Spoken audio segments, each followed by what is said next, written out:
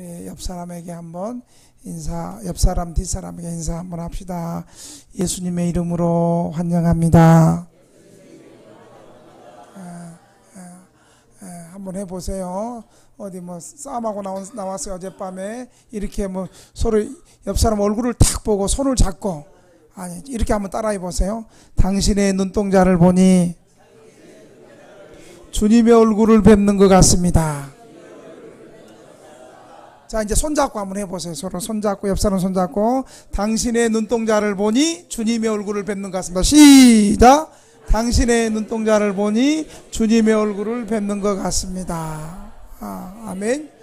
이쪽은 당신의 눈동자를 보니 주님의 얼굴을 뵙는 것 같습니다. 근데 저 안에 있는 사람은 당신의 눈동자를 보니 썩은 동태 눈가를 보는 것 같습니다. 그렇게 말한 것 같아요.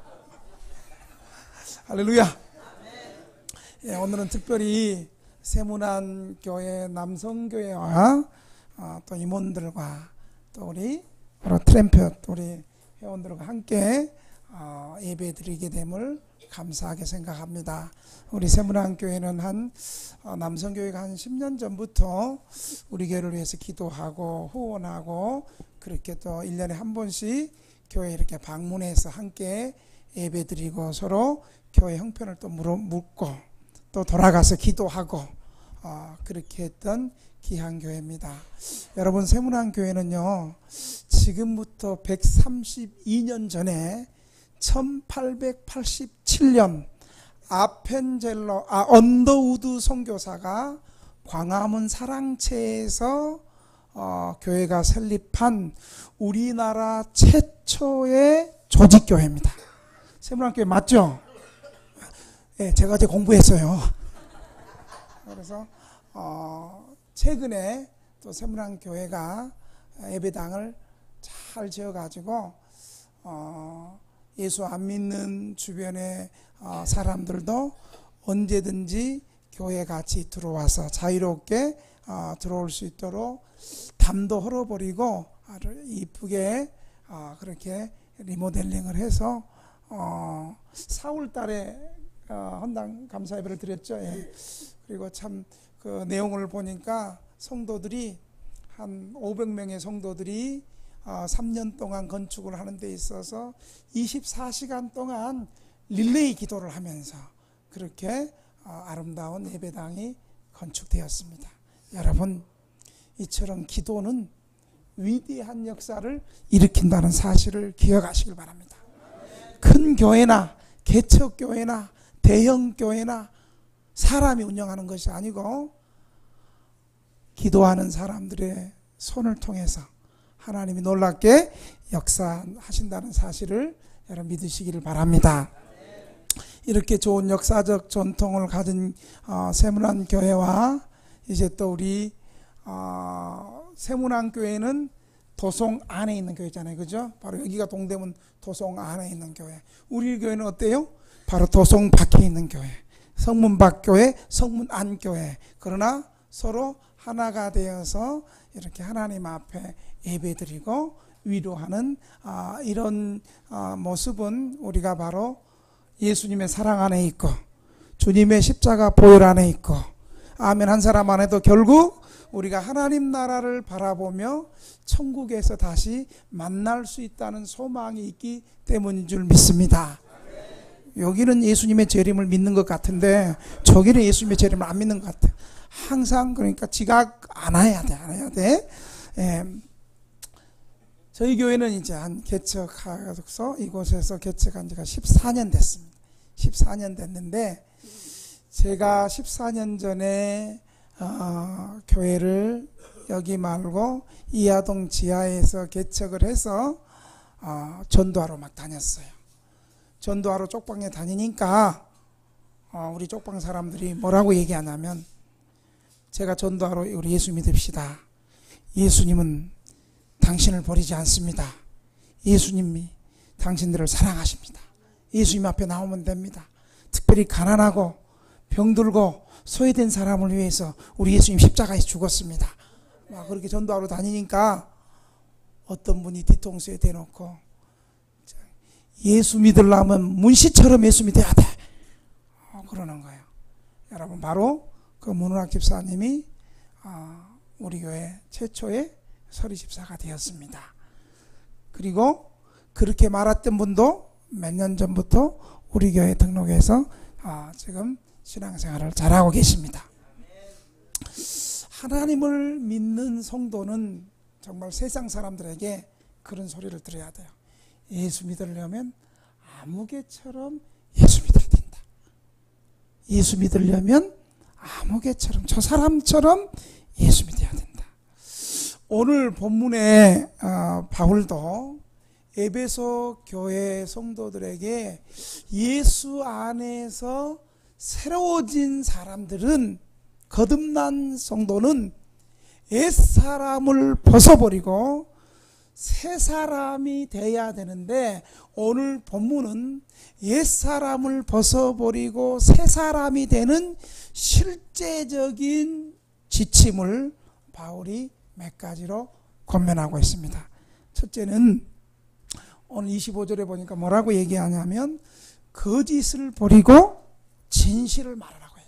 여러분 25절 한번 같이 한번 읽어볼까요? 시작. 그런즉 거짓을 버리고 각각 그 이웃과 더불어 참된 것을 말하라. 이는 우리가 서로 지체가 됨이라. 우리가 예수 믿을 때 우리 안에 하나님의 형상이 회복돼요. 의와 진리의 사람, 의와 거룩한 진리의 사람으로 우리가 회복되게 되면 가장 중요한 것이, 예수 믿는 사람들의 가장 중요한 것이 거짓을 버리고 참된 말을 하는 것이 예수 믿는 사람들의 실천 윤리고 강령인 것입니다. 여러분, 진실을 말하는 것이 교회 공동체가 올바르게 세워지는 거예요. 어떤 무슨 일을 하고 봉사하기 전에 진실을 말하는가, 정직하게 말하는가, 서로 속이지 않고 진실하게 말하는 것이 공동체가 바르게 세워지는 것입니다. 왜냐하면 거짓은 모든 종류의 부정과 속임수이고 옛사람의 특징 중에 하나가 거짓입니다. 여러분, 원수 마귀의 특징이 한마디로 뭐예요? 원수 마귀를 우리 예수님이 뭐라고 얘기해요? 거짓의 아비, 속이는 자. 어떻게 나만 하는 것 같아요? 성경에 다 나와 있는데. 거짓의 아비, 속이는 자. 마귀는, 왜 내가 이쪽을 보고 얘기하죠? 여기 마귀 아니에요. 이 마귀는 이제 내가 이리 볼 때는 좋은 사람들 주로 보는데 여기서 졸지도 않아. 마귀의 특징은 한마디로 얘기하면 거짓의 아비, 속이는 자예요. 그래서 예수 믿는 사람들이 가장 먼저 실천해야 되는 것은 예수 믿고 나면 말이 달라지는 거예요. 말이. 상황이 어떠한들, 형편이 어떠한들 우리 말에 사실을 말하고 진실을 말하고 우리 말에 믿음의 말을 하고 소망의 말을 하고 감사의 말을 하고 치유의 말을 하고 승리의 말을 하는 거예요. 아이고 아멘 소리 듣기 힘드네요. 여러분, 우리 예수 믿는 사람의 첫 번째가 말이 달라지는 거예요. 과거에는 속이는 말, 부정적인 말, 악한 말, 더러운 말, 이런 말을 했지만 정말 그것은, 그 말들은 예수 믿기 전에 원수 마귀가 잘 봐, 모처럼 교회로 와갖고 잘 들어, 내 말 잘 들어, 하이 거기서 잘 들어, 내 말 잘, 가만 앉아있어. 예배 끝날 때는 가만 앉아있는 거예요. 오줌 누러도 칵 참고 있는 거예요. 가만 있어. 말이 달라지는 거예요.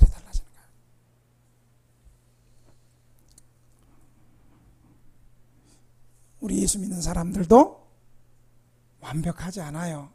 예수 믿는 사람들도 실수할 수 있고 범죄할 수 있어요. 여러분, 그럴 때 정직하게, 예, 제가 잘못했습니다, 제가 실수했습니다, 정직하게 말하고 솔직하게 말하면 아무 문제 될 거 없어요, 교회 공동체에서. 그런데 자존심 때문에, 체면 때문에 변명하기 위해서 거짓을 꾸며대는 그 순간부터 이제 거짓말을 하게 됩니다. 그러나 정직하게 용기를 내서 사실대로 말하고 진실을 말하면 누구든지 다 용서하고 누구든지 다 이해할 수 있는 것이 바로 진실입니다.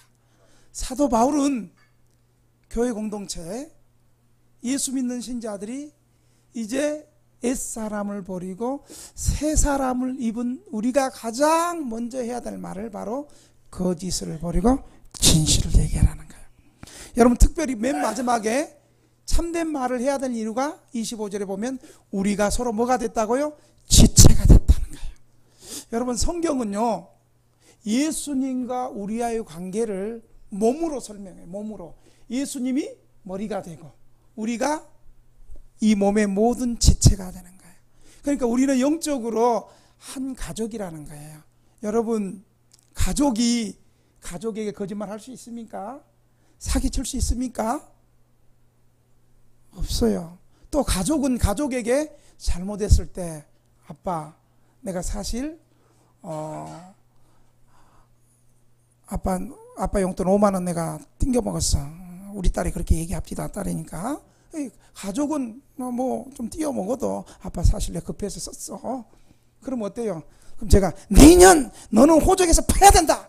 뭐 그렇게 얘기하겠어요? 아, 그래. 그랬구나. 다음부터는 아빠한테 말하고 써? 아, 그러죠. 또 가족이니까 사실대로 말할 수 있는 거예요. 우리가 교회 공동체 가족들이 살아가면서 얼마든지 우리는 실수할 수밖에 없고, 말에 온전한 사람이 없어요. 말에 실수할 수 있고 잘못할 수 있지만 그때 사실대로 내가 이래서 그랬습니다. 용서를 구하고. 그리고 여러분, 우리가 또 진실을 말해야 될 이유가 우리는 우리의 삶이 이 땅에서의 삶으로 끝나는 것이 아니라 우리는 천국에서 영원히 만날 거예요. 우리 천국에서 만날 사람인데 서로 속이고 사기치고 없으면서 있는 척하고 뭐 있으면서 없는 척하고 우리 그럴 필요가 없잖아요. 예수님께서는 바로 새 사람을 입은 사람들이 바로 이렇게 참된 말을 해야 될 것을 말하고 있습니다. 왜냐? 우리가 예수님 안에서 서로 한 가족이고 한 지체됨을 됨이라고 말하고 있어요. 말, 정직한 말, 진실한 말. 또 정직하고 진실한 말하는 사람이 회개할 수 있는 거예요. 이런 사람에게 하나님이 회개의 영을 부어주는 거예요. 우리가 이제 예수 안에서 참된 말을 하고 진실한 말을 하는 사랑하는 성도들 되기를 주의 이름으로 축원합니다. 두 번째로 바울은 뭐라고 얘기하고 있냐면 분을 내어도 죄짓지 말라고 얘기하고 있어요. 여러분 26절 한번 볼까요? 26 같이 한번 읽겠습니다. 시작. 분을 내어도 죄를 짓지 말며 해가 지도록 분을 품지 말고. 성경에서는 정의로운 분노에 대해서 말하고 있어요. 의로운 분노, 하나님의 정의로운 분노. 예수님도 이 땅에 사시는 동안 정의로운 의로운 분노를 내셨어요. 왜냐하면 당시에 바리새인들 있죠. 성경을 잘 안다라는 바리새인들이 좀 성경을 잘 알지 못하고 가난한 사람들이 주일날 질병 가운데 고통스러워하고 있는데 예수님이 손 마른 사람을 주일날 고쳐줬어요. 그랬더니 이 바리새파 사람들이 주일날 이랬다는 거예요. 왜 하필 주일날 병 고쳐주냐? 평일날 병 고쳐주지. 주일날은 병 고쳐준 선한 일을 한 것을 이랬다는 거예요. 근데 여러분, 실상 바리새인들이 얼마나 위선적이냐면 바리새인들은 주일날 자기가 키우는 소나 양이 웅덩이에 빠지면 건질까요? 안 건질까요? 어떻게 그렇게 잘한대? 바리새인이었나 봐? 예. 자기들의 이익과 자기들의 재산의 손실을 위해서라면 주일날이라도 자기 양이나 소도 이렇게 건져요. 그런데 자기 말고 정말 사람이, 특별히 가난한 사람이, 어려운 사람이, 병원에도 갈 수 없고 치료받지 못할 상황에 있는 사람을 예수님이 주일날 안식일날 병을 고쳤어요. 또 예수님이 병을 고치려 하니까 저 인간이 또 주일날 병을 고쳐서 안식일법을 조촉하나 안 하나. 이때 예수님은 그런 사람을 향해서 거룩한 분노를 했습니다. 오늘 바울이 말하는 분노는 어떤 하나님의 정의로운 분노를 말하는 것은 아니에요. 우리 연약한 인간이 온전히 의로운 분노를 내기는 어렵고 죄에 빠질 우려가 많으므로 바울은 경고하고 있는 것입니다. 여러분, 솔직히 우리의 분노는 이기적이고 성급하고 절제가 부족하고 자기 훈련이 부족한 분노가, 통제되지 않는 분노가 많이 나와요. 그래서 이런 분노는 죄가 많고 아무 소용이 없고 해로운 것이기 때문에 공동체에서는 좀 삼가라라고 얘기하고 있습니다. 특별히 우리 사람이 화를 낼 수밖에 없는 존재라고 해도 분노한 상황에 그것이 계속 집착되고 오래되어서 죄를 짓는 상황에 이르지 말라고 얘기하고 있는 거예요. 그래서 이 분노에 대해서 좀 바울은 좀 깊이 얘기하고 있어요.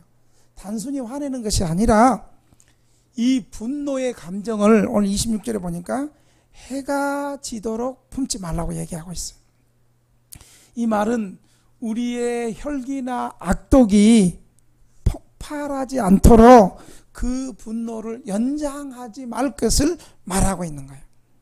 여러분, 이 본문을 통해서 우리가 정말 깨달아야 될 것은 화가 잠시 나고 분노한 사람은 그걸로 그 노를 그쳐야 돼요. 이 분노가 계속 연장되어지면 당일로 화가 났을 때도 당일로 그 분노를 품고 화평스러워져야 됩니다. 그러나 이 분노가 오래 갈수록 악독을 발생시킬 우려가 있고 그것을 속히 단절해야 됩니다. 인간은 연약하기 때문에 이 분노가 계속 지속되면 그 마음이 육신과 정신에까지 결정적인 치명타를 갖다 줘가지고 옳고 그름을 분별하지 못할 위험에까지 가는 거예요. 이성을, 우리의 생각을 통제하지 못할. 그래서 결국 그 미움이 커져서 살인에까지 이르는 거예요. 여러분, 살인하는 사람이 어느 날 갑자기 우발적으로 충동적 살인보다는 그 사람이 너무 믿고 그 분노가 가득 차고 풀지 못하고 그렇게 해서 결국 살인까지 가는 거예요. 그런데 이 분노에 대해서 바울은 27절에 또 이런 얘기를 해요. 자, 27절 한번 읽어보겠습니다. 시작. 마귀에게 틈을 주지 마라. 누구에게 틈을 주지 말라고요? 예, 마귀에게 틈을 주지 말라는 거예요.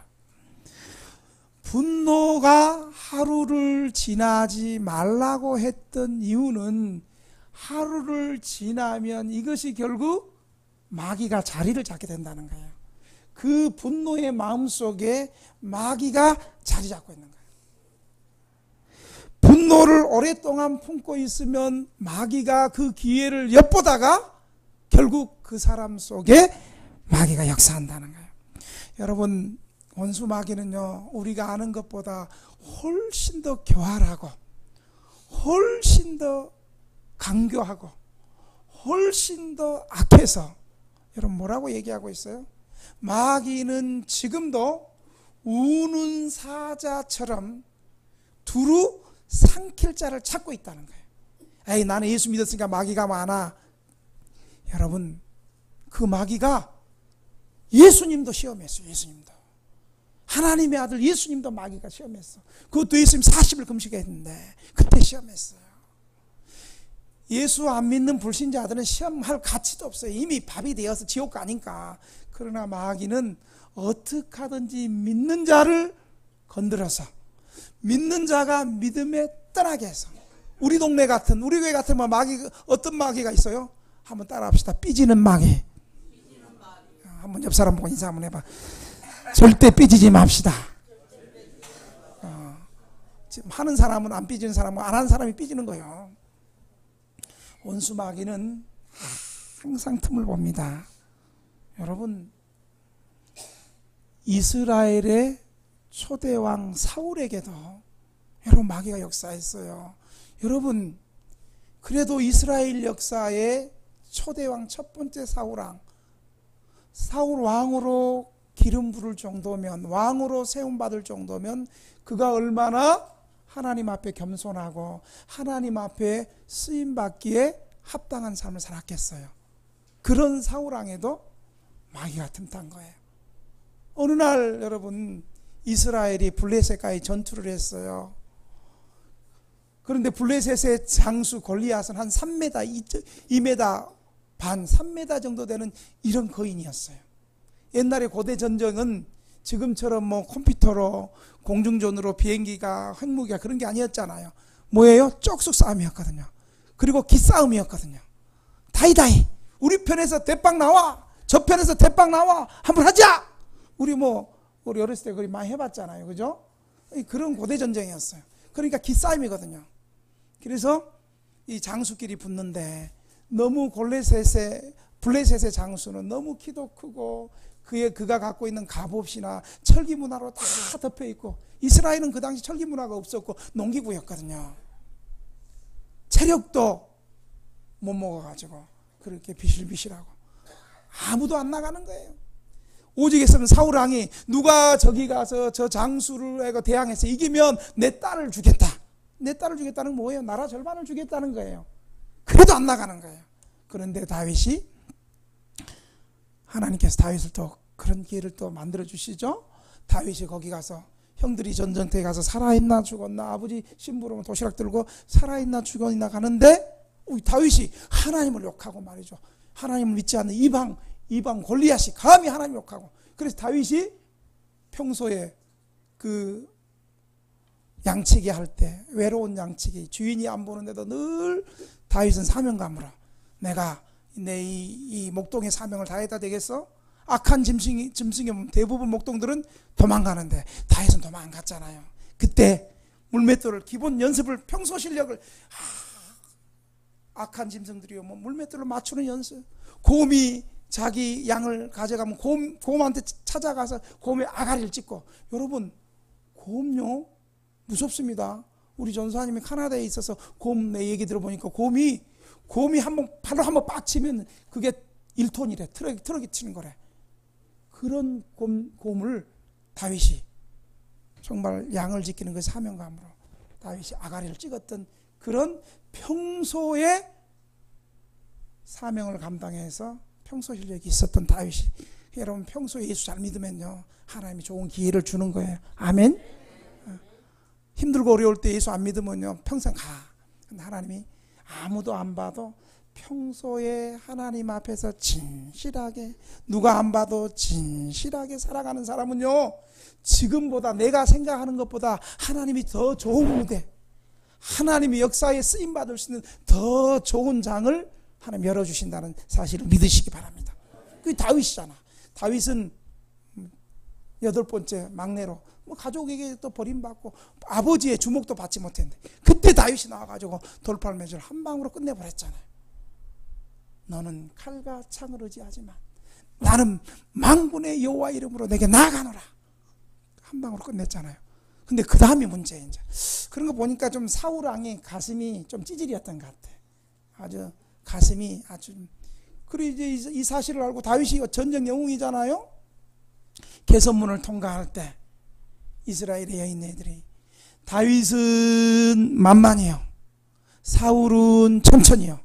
그 소리를 좀 듣고 사울 왕이 좀 마음이 넓어서, 여러분 맞습니다. 우리 다윗이 블레셋에서 거의 죽어가는 위기 속에서 우리나라를 구했습니다. 여러분 다윗을 축복해 주세요. 박수 한번 쳐주세요. 이랬으면, 지금 박수 치라는 게 아니고 우리 교회들이 이렇게 순진해. 그랬으면 백성들이 뭐라 그래요? 야, 우리 사울왕이 참 겸손하다. 우리 사울왕이. 그래서 저는요, 우리 전사님들이 설교를 잘할 때가 있거든요, 담임 목사보다. 그래서 속이 좀 혹시 좀 상해도, 여러분 우리 전사님이 설교 참 잘했습니다, 여러분 박수 제가 그래서 박수 치는 거, 이 사울을 보고, 이 밴댕이 소갈딱지 하는 이 사울을 보고 내가 그걸 생각하는 거예요. 여러분, 그때 사울이 그냥 그렇게 다윗을 높여줬다면 백성들이 사울왕을 얼마나 존경했겠어요. 이런 소갈머리가 뱀댕이 소갈딱지 많은 사울왕, 그때부터 다윗을 시기하기 시작하는 거예요. 그때부터 분을 품지 못하고, 그때부터 분노하고 시기하고 질투하고 집착하니까 그때 마귀가 팍 들어간 거예요. 여러분, 사울왕의 역사를 한번 보십시오. 그 이후로부터 사울왕이 국정을, 이스라엘 백성들을 잘 돌아보고 감당해야 되는데, 그때부터 마귀에 씌워가지고, 마귀가 역사해가지고, 실제로 마귀가 역사해가지고 그냥 다윗을 죽이려고 창도 던지고, 그때 다윗이 악기로 이렇게 연주할 때 다윗이 성령으로 충만했던 것 같아요. 다윗의 어떤 영성 가운데 원수 마귀가, 사울이 또 마귀가 또 떠나고 제정신으로 결국은 다윗을 잡아 죽이자 하면서 그의 남은 생애를 다윗 잡아 죽이로, 다윗 쫓아다니고 다윗 쪽으로 가면서 그의 국정을 다 허무해버렸어요. 결국 사울왕이 죽게 되잖아요. 여러분, 이렇게 분노를 오래 품고 있으면 원수 마귀에게 기회를 줄 수 있는 상황이 여러분 생긴다는 거예요. 그러므로 우리는 저 강교한 놈 마귀 새끼가 우리의 곁을 항상 도사르고 있음을 알고, 우리는 믿음의 눈으로 보고 주의하고 깨어서 기도하는 저와 여러분이 되시기를 주의 이름으로 축원합니다. 다른 사람이 잘 되면 박수 쳐주고, 다른 사람이 임대주택 들어가면 와 하고, 우리 쪽방에서 탈출했다 임대주택 박수를 쳐줄 때 나에게도 그런 기회가 오는 거지. 임대주택 갔어. 아씨, 배 아파. 배가 아프지? 이래가지고 임대주택 들어가겠어요? 소갈머리가 그렇게 밴댕이 소갈딱지 가지고,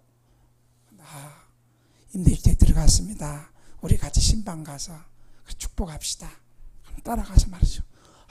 쪽방은 한 평밖에 안 되는데 이렇게 임대주택은 이렇게 15평이나 되는구나. 야, 나도 들어가야 되겠다.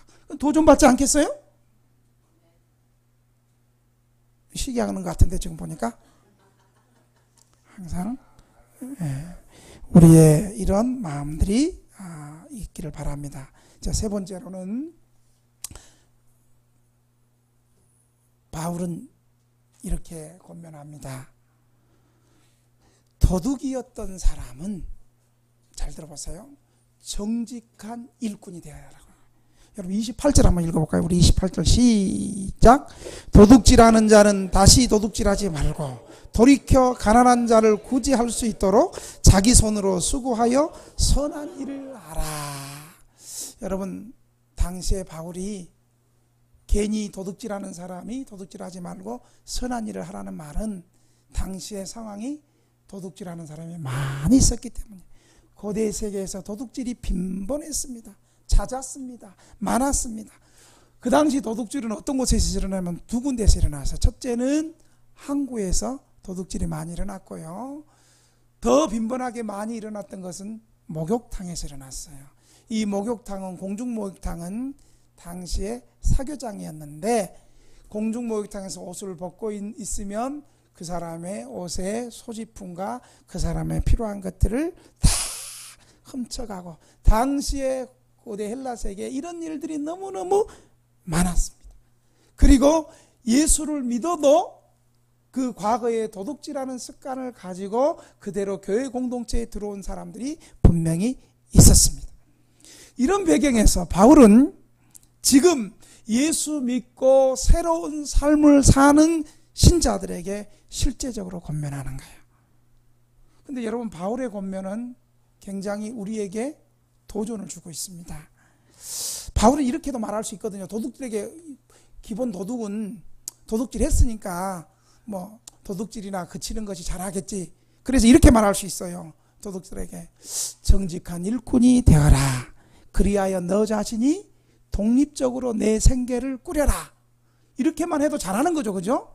도둑이 도둑질하지 않고 자기 생계를 꾸리기 위해서 독립적으로 살아가, 이게 잘할 수 있는. 근데 바울은 한 단계 더 높은 도전을 주고 있어요. 뭐라고 얘기하냐면요, 정직한 일꾼이 되어라.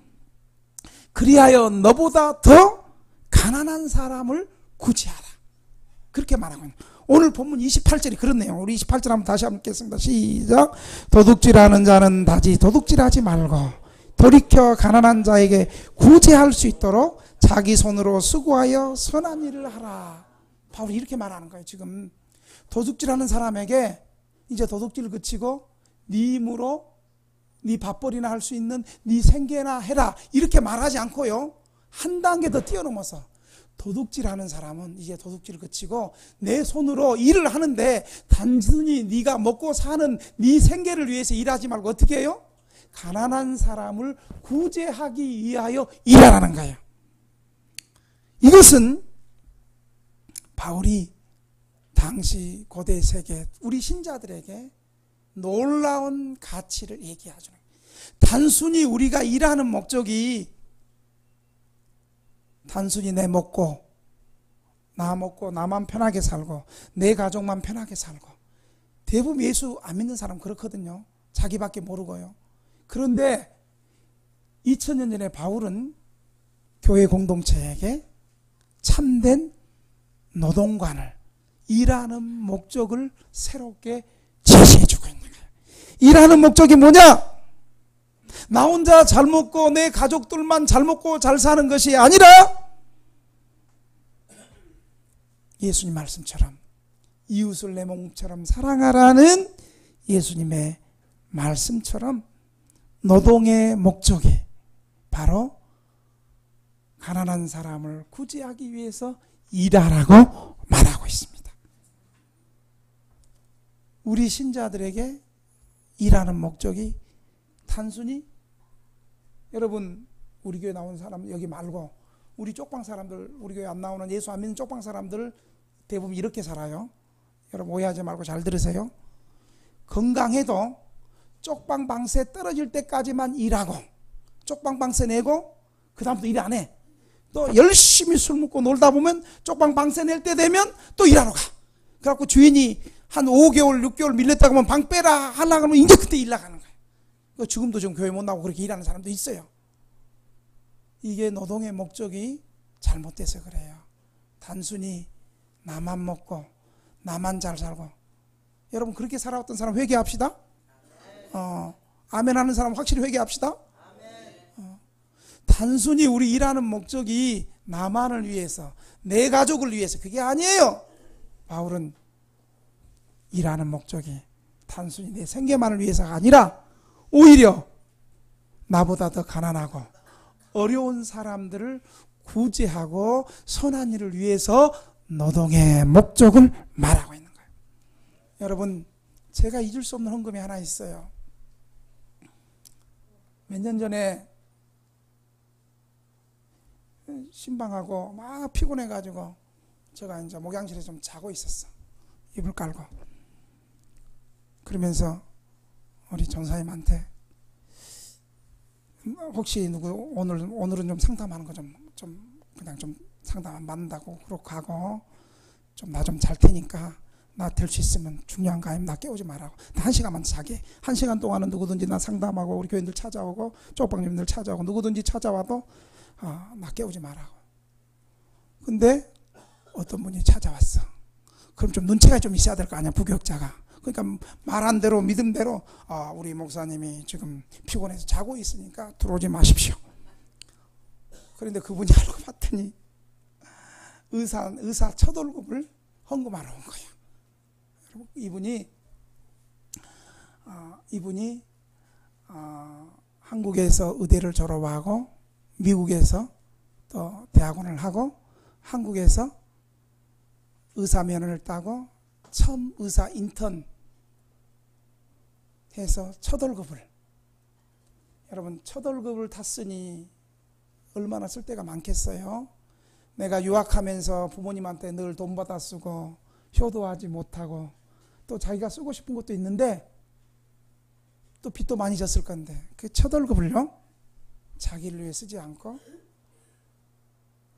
어떻게 우리 교회 소문을 들었는지 동영상을 봤는지 보고 찾아온 거예요.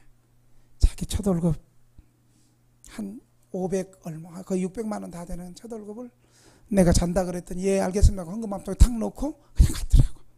그리고 나중에 그 권사님이 전화가 왔어. 나한테 어떻게 목사님 우리 아들이 그냥 철이 없어가지고 목사님 어디 주무신다 그래가지고 전화 왔는데 얘가 첫 월급을 헌금을 했는데 목사님 그거 한번 확인해 보라고 그러면서 왔어요. 여러분 그 의사가 유학하면서 빚도 많이 졌고 쓰고 싶고 하고 싶은 거 얼마나 많겠습니까? 그런데 단순히 자기의 생계와 나의 어떤 유익을 위해서가 아니고 첫 월급 타자마자 그걸 바로 가난한 우리 등대교회 성도들, 쪽방 주민들, 거리에 노숙하는 분들 이런 분들을 위해서 사용해 달라고 첫 월급을 하나님 앞에 드렸습니다. 사랑하는 등대교회 성도 여러분, 우리도 이렇게 한번 멋있게 한번 살아봅시다. 우리 너무 받는 거 익숙하잖아요. 그동안 우리가 여기까지 오기까지 많은 교회가 헌금하고 많은 교회의 사랑을 받고 많은 기업의 물품을 받고 선한 믿음의 사람들의 헌금을 통해서 우리가 이 자리까지 왔습니다.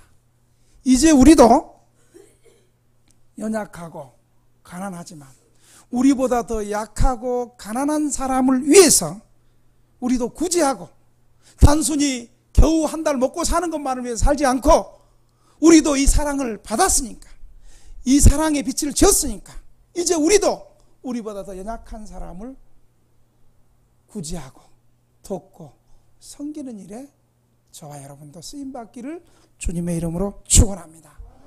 근데 이렇게 말하면 한두 사람은 아이고 목사님 내가 수급비 받아가지고 쪽방방세 내고 살 게 없어.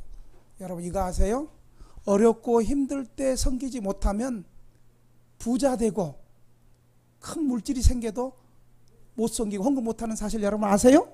차라리 우리처럼 수급비 받고 적은 돈 할 때 하나님 앞에 드리기가 더 쉬워요. 하나님이 100억 축복해주면 10억씩 11조 할 수 있겠어요? 손 떨려 수전증 와 갑자기. 그런데 어떤 사람이 하느냐? 어렵고 힘들 때 11조 하고 어렵고 힘들 때에도 하나님 앞에 드리는 훈련이 된 사람은 큰 물질을 부어줘도 마음 흔들리지 않고 더 많이 할 수 있다는 사실을 여러분 기억하시길 바랍니다. 내가 얻고 힘드니까 못하면 평생 그렇게 사는 거야. 그러나 내가 어렵고 힘들 때 나보다 다른 사람 생각하면서 구제하고 선한 일에 쓰임받으면 하나님이 오히려 그런 사람을 위해서 물질의 기름 부음을 부어주신다는 사실을 믿으시기 바랍니다. 10분이 됐는데 내가 이 세모랑께 와서 짧게 끝나는 설교를 하려고 그랬는데 마지막으로 그래도 준비한 거 다 해야죠. 네 번째로 32절은 인자하게 하며 그리스도의 사랑을 받는 자답게 살라고 얘기해요. 여러분 32절 한번 읽어봅시다. 32절 시작. 서로 친절하게 하며 불쌍히 여기며 서로 용서하기를 하나님이 그리스도 안에서 너희를 용서하신 것 같이 하라. 여기 본문에 보니까 우리 개정 성경은 친절하게 서로 친절하게라고 얘기했는데 저는 개인적으로 이 친절하게 이 번역보다 옛날 개역 성경은 이것을 인자하게라고 번역했어요. 저는 이 표현이 좀 더 좋은 것 같아요. 이 번역이 좀 더 좋은 것 같아요. 인자하다는 것은 당시 2000년 전에 헬라 사람들은 인자라는 말을 이렇게 정의했어요. 이웃 사람의 일을 자기 일만큼 생각하는 마음의 상태, 이걸 인자라고 표현했어요. 이웃 사람의 일을 자기 일인 것처럼 생각하는 상태를 인자라고 표현했어요. 인자함은 자신의 힘든 감정만큼 다른 사람의 힘든 감정도 생각해 주는 것입니다. 그것은 다른 사람의 슬픔과 갈등과 문제를 다른 사람 것이고 나와 상관없다고 말하는 것이 아니라, 생각하는 것이 아니라 다른 사람의 아픔과 고통과 슬픔과 그 문제를 나의 문제로 받아들이는 사람을 인자하다라고 말하고 있습니다. 인자한 사람은 언제나 자기 문제보다는 밖으로 눈을 돌려서 다른 사람의 문제가 내 아픔으로 받아지는 것이 인자함입니다. 누가 그랬어요? 예수님이 그랬어요. 예수님이. 바울은 하나님께서 우리를 용서하신 것처럼 다른 사람을 용서해라는 거예요. 하나님께서 우리를 용서하신 것처럼 다른 사람 용서해라는 거예요. 여러분, 이것이 어떻게 가능할까요? 32절은 그 비결을 가르쳐 줍니다. 그것은 예수님께서 우리를 대해 주신 것처럼 똑같이, 예수님께서 우리를 대해 주신 것처럼 다른 사람도 그렇게 대해 주는 것입니다. 이것이 바로 인자함을 갖는 것입니다. 사랑하는 등대교회 성도 여러분, 이제 우리가 과거에는 옛사람이었고 구원받기 전에는 내가 인생의 주인이 되어서 내 하고 싶은 대로 가고 싶은 대로 먹고 싶은 대로 내가 주인 돼서 살았지만, 이제 바울은 예수 그리스도 안에서 새로운 피조물이 된 우리는, 인생의 주인이 하나님으로 바뀐 우리는, 우리가 실제적으로 살아야 될 권면을 오늘 본문은 거짓 버리고 진실한 말을 하라고 얘기하고 있습니다. 그리고 분노를 그치라고 말하고 있습니다. 분노를 내어도 죄짓지 말라고 얘기하고 있습니다. 도덕이 어떤 사람은 정직한 일꾼이 되어라고. 그 일은 단순히 내가 먹고 살기 위한 일이 아니라 나보다 더 가난한 사람들을 구제하고 섬기는데 노동의 가치를 두고 있습니다. 그리고 인자하게 그리스도의 사랑을 받은 자답게 살아라고 얘기하고 있습니다. 나는 많이 받았는데, 나도 받았으니까 나의 도움을 필요한 사람들에게 더 많이 베풀기를 소원합니다. 이렇게 살아가는 저와 여러분이 되시기를 주님의 이름으로 축원합니다. 오늘 이 말씀을 생각하면서, 주님, 나도 이렇게 살게 해 주옵소서. 그동안 저는 예수 믿는다고 하면서도 내 말에 진실함이 없었고 내 말에 늘 거짓과 위선이 많았습니다. 내 잘못을 속이기 위해서 거짓으로 일관했습니다. 또 분을 너무 많이 맺습니다. 주님, 나도 이제 정직한 일꾼이 되게 해 주옵소서. 인자하게 그리스도의 사랑을 받은 자답게 살게 해 주옵소서. 우리 주님 한번 부르고 3분만 한번 통성으로 한번 기도합시다. 주여